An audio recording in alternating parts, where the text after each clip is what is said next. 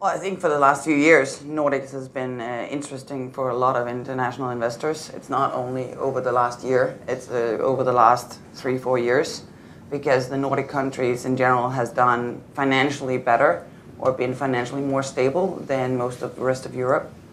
So yes, there's definitely an interest.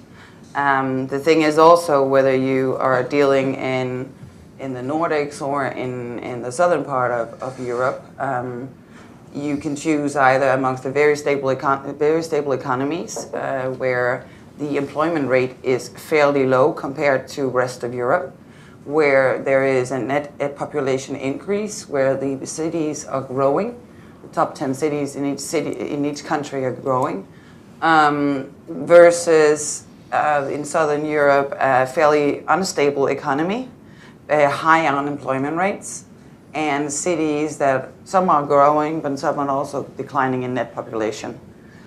Being an international investor, investing in whatever country you would choose, I think some of the demographics cannot be overlooked when you are looking for core opportunities.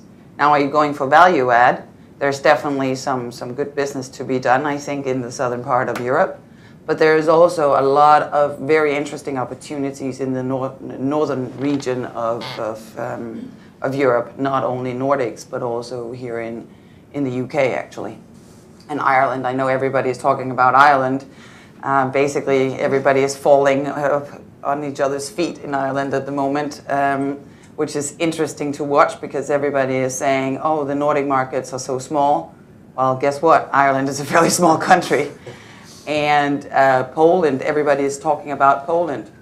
What's very interesting is that Finland doesn't seem very sexy to a lot of investors, even though it's your country. But the Finnish market, actually, Thomas pointed out to me, is larger in transaction volume than the Polish market was last year. And the Finnish market has been fairly quiet over the last few years. And in the Finnish market, you can actually get the highest yields, and Thomas can tell you about that, is you can also get the lowest margins, interest. So actually the real yield spread in Finland is higher, the gap is wider than anywhere else in Europe, which to me is interesting because everybody is flooding into Poland, but they're forgetting that there are other countries that may be a little further away from Germany, maybe a little further away from England, but I mean, my point is just look up. And there's also a number of other places that are very interesting to invest in.